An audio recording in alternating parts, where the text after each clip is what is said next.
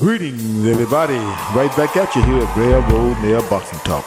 And like we say here at Railroad Nail Boxing Talk, we don't just praise fighters with pretty records. We praise all fighters who get in the ring and fight hard.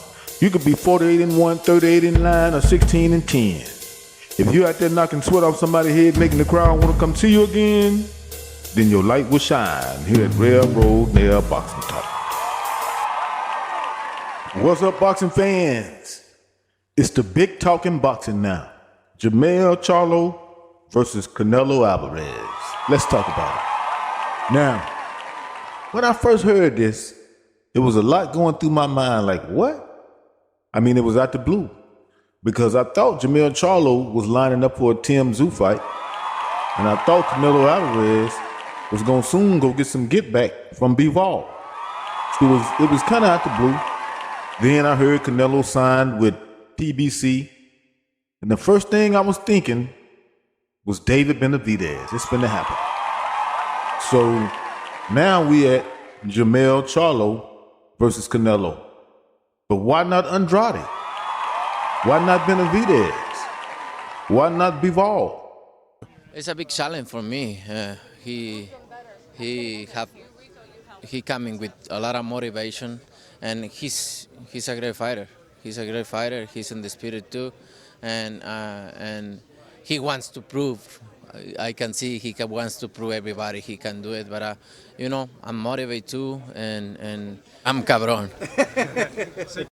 Sometimes you can go in the patch and pick the wrong cherry, and I think that's what done happened with Canelo Alvarez this time. I mean, you got to think he's a champion. He's the face of boxing. But he don't want no get back with the guy that beat him. I can't see Roy Jones doing that. I can't see Floyd Mayweather doing that. I just couldn't see it. Couldn't see Ali doing that. Couldn't see Mike Tyson doing that. They're going to want some get back. They're going to want some get back. Sometimes you can go in the patch and you can pick a cherry that's juicy and sweet, look good on the outside. When you eat it, it feels good to the taste. Go right down to your stomach and make you feel good. Make you stronger, give you all the minerals you need. Eventually make your face look better and make your body feel better. And you keep picking them and keep picking them and keep picking them. But sometimes you can pick the wrong cherry. It look good on the outside, but it be sour, go down wrong, make your stomach hurt. You might be down on your knees holding your stomach. Your face might be swole. You picked the wrong cherry. And I think that's what didn't happen with Canelo Alvarez this time. Jermell Charlo is the wrong cherry to pick. That's the wrong cherry.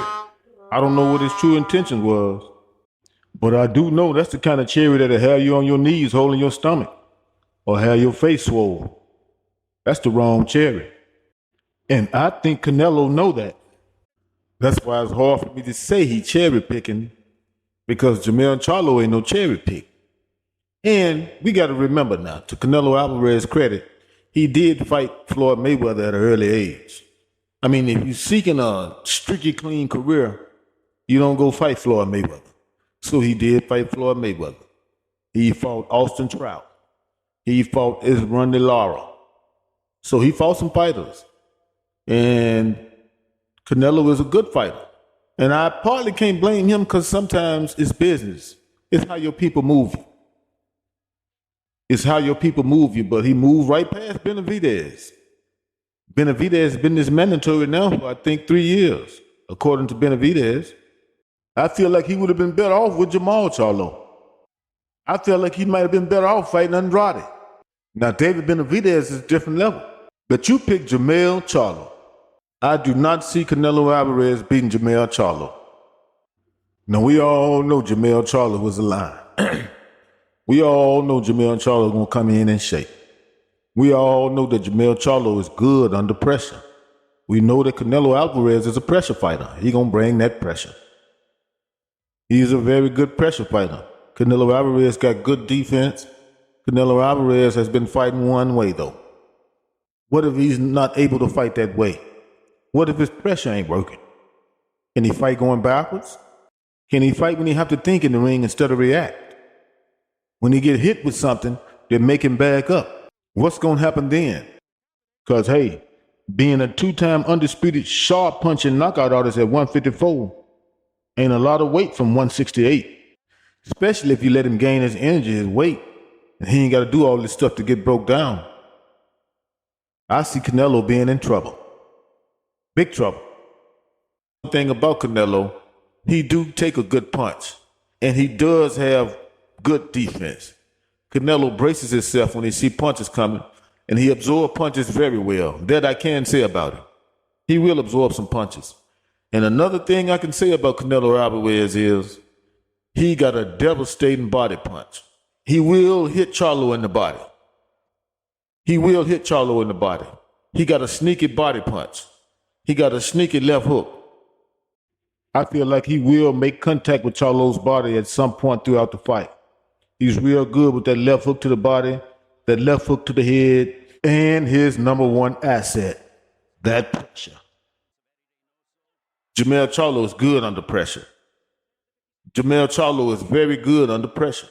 What Canelo gonna do when he got a threat from the pressure that he's given? If he's coming in, best believe when he bags Jermell Charlo in the corner, he gonna get hit too. Can he take the power of Jermell Charlo is the question. The question is, can he take being hit when he don't want to be hit? I got Jermell Charlo in that fight. I feel like I'm sensing something. I don't sense a lot of confidence in Canelo's movements. I sense more confidence. Number one, I'm looking at the confidence. If you're that confident in yourself, you would have took on Benavidez. If you're that confident in yourself, you would have took on Andrade. That's confidence. I've never seen Jermell Charlo turn down a fight and say, he hadn't even turned down the Terrence Crawford fight. He may have been wondering why Crawford want to call him out, but he ain't said I won't fight him. Never did. Never ducked. You can say that about Jermell Charlo. I'm not saying he'll beat Crawford. I'm saying he didn't turn the fight down. He didn't go the other way. Well, people saying, well, he didn't take the Tim Tszyu fight. He didn't do it. Come on, man. Who would take a Tim Tszyu fight over a Canelo fight? Let's not do that. Back to the lecture at hand. What I study is the fighter's confidence. I'm not sensing a lot of confidence in the way Canelo Alvarez is moving. And I'm not going to even blame him for this. I'll blame him the way they moved him. He fought a lot of subpar guys. Sometimes that diminishes fighters' skills. And skill as far as not maybe in the ring, but their skill to have to be versatile sometimes. I mean, you can put them in there with guys they know they can beat and over and over and over again, just like picking them cherries. Just like picking them cherries. But then when they have to fight a guy that can do a whole lot in the ring, a la Terrence Crawford and Errol Spence. Now, I'm not saying Errol Spence was cherry picking, but he did say he would take the easy route. He was fighting guys that he could beat easily with one style. Well, so have Canelo. The guys Canelo fought, he could beat, putting pressure on him. I mean, with Caleb Plant, he didn't have to worry about a threat. With Triple G, he didn't have to worry about a threat. A threat meaning a punch that could change the whole fight. One punch. One punch from Jermell Charlo can change the whole fight. One good hard punch from Jermell Charlo can let you know you can't be running in there like you want to. Yes, sir, it can happen like that. What's going to happen when Canelo take that one punch? What's going to happen when he have to move around with the insecurity that he may be hit? He going to have to think when he's not used to thinking. Canelo got good defense. He see the punches coming very well. But he got holes. He get hit. And he take punches very well. But you got to remember this. Jermell Charlo is a sharp shooter. He can hit you when you don't want to be hit. He's a sharp shooter. He ain't just out there can hit you with a good punch when you open. No. Let's remember how he stopped Erickson Lubin. That was strategic. You can listen to him in the interview telling him how his coach them spotted him dropping his arm when he throw a hook. That was strategic. Look at the way he stopped Banana, Jason Rosario. That was strategic because he was under a lot of pressure in that fight. Straight punch to the stomach at the right time. This guy's a sharpshooter, man. That's going to make Canelo think. He going to get hit with something that could possibly change the fight, as it did in the Rosario fight, as it did in the Lubin fight, also the Castano fight. And that's why we see here at Railroad Nail Boxing Talk, Jermell Charlo dominating or stopping Canelo Alvarez in the late rounds. I don't like to keep it too long because you don't know me that well, but you will. And like we say here at Railroad Nail Boxing Talk, we don't just praise fighters with pretty records. We praise all fighters who get in the ring and fight hard. You can be 26-8, 38-1, or 16-10. If you out there knocking sweat off somebody's head, making the crowd want to come see you again, then your light will shine here at Railroad Nail Boxing Talk.